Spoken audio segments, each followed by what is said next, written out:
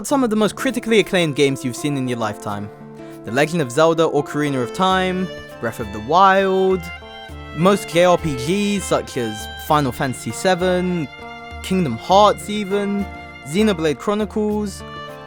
A lot of these games usually have very long playtimes, around the over 30-hour mark, and are beloved by nearly everyone who has played them. This may lead you to think that a game needs to be over a certain hour in order to be worth your time and be good in general, and sadly, this is a notion that I'm starting to see more and more, with many news articles asking the question of if a game is worth your time if it isn't that long. And then, you even see some games using the fact it would take forever to beat them as a selling point. However, if you were to ask me what I thought of this, well, I disagree. While my favourite game of all time is the 70-hour behemoth of a game, on average, I've always preferred games you can beat in an afternoon or two. So, I decided today I want to talk about some of the good things and just really show people why these games really do deserve a chance if you don't think so already. To do this, I'm going to be looking at 3 games specifically, well, 2 series, 1 game. I'm going to be looking at Devil May Cry, Mega Man Zero, and Celeste. I'm going to look at why these games work so well and are designed to keep you coming back despite their presumed lack of longevity. And I hope that after this video that you'll give these games the second chance, or even first chance that you might not have beforehand. And if you did love games like this already, well, prepare for validation. Let's rock, baby. So, of the 3 games I've mentioned, what do they have in common? Well, if the title of the video wasn't obvious enough, they are all incredibly short. All of them I've been able to beat in an afternoon. However, all of them have heaps of tech that players may never use on their first run. Tell me, have you ever beaten the games casually, and do you know what shotgun cancelling is, enemy step cancelling, hit priority, the skull crush, hypers, coyote time? All of these aspects are something that players on their first time may, if not ever, use. And it isn't needed. All 3 of these games are beatable without any of these tech, and I would know because I've done it myself. However, when you start to approach the side content or the post games, such as the harder difficulties, speedrunning, or the B-sides and C-sides in Celeste, these techs become standardized, even necessary. Especially in Devil May Cry and Mega Man Zero, which have ranking systems based on how well you play, in which usage of these techs could be the difference between an S rank and an A rank. So why does this matter, I hear you asking through your TV, which I can't hear? Why is this a plus for short games? Well, it's simple. These games you're able to beat easily. Well, not easily. Devil May Cry, Mega Man Zero, and Celeste are all pretty hard games in their base game.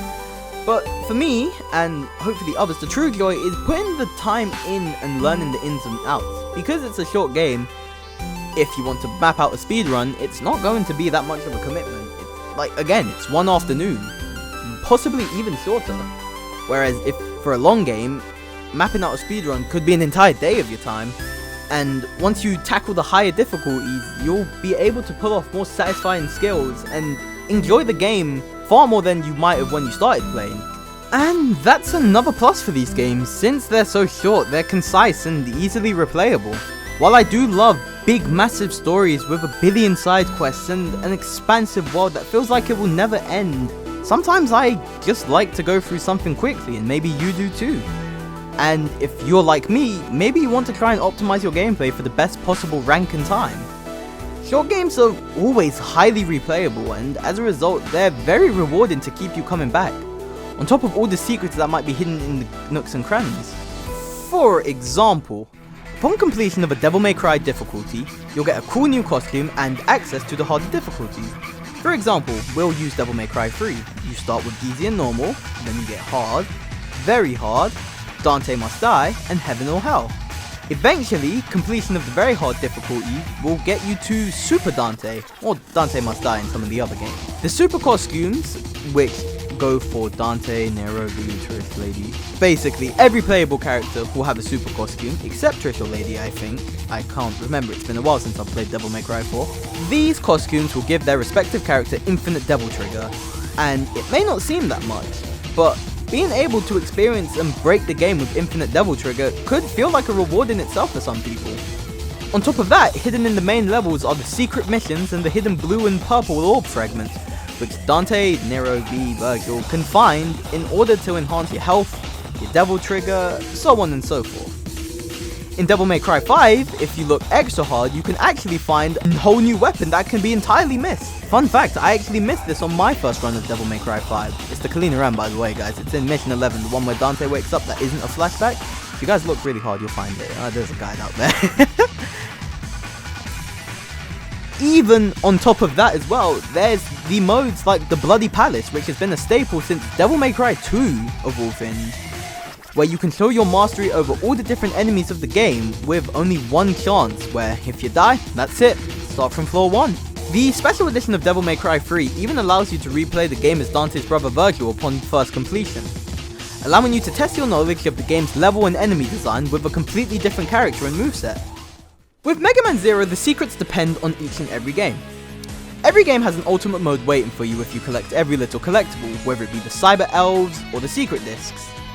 Similar to the super costumes in Devil May Cry, this mode gives you every upgrade in the game with no penalty, whereas if you use the Cyber Elves in Mega Man Zero, you will get a penalty to your mission ranking, even allowing you to perform charged versions of weapons instantly with an input, so if you're good at your Shoryu inputs, you're just kinda swimming.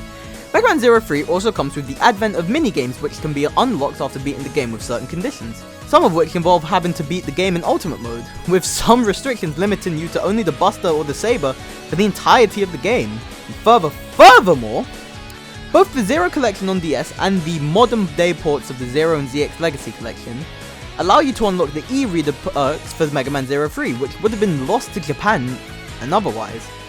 It does it through gameplay and its own personal achievement system, which might keep you coming back to see what all the secrets of the e-reader cards are. Celeste, meanwhile, is quite different.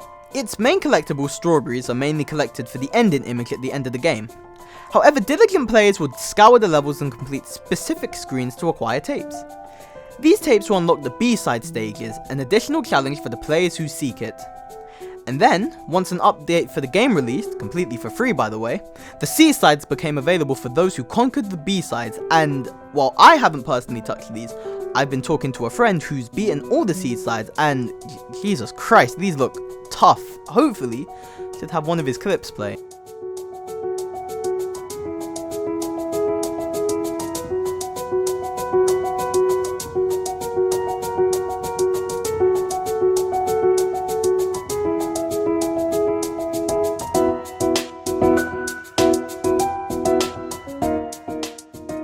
Thanks for that, GameLick. You a goat for that one. But maybe now you're asking, I don't want to go through all that effort to unlock different costumes, having to restart a game from scratch.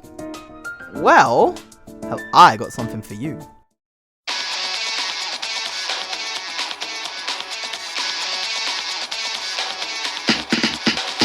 Almost every game that I've talked about will have a feature such as this.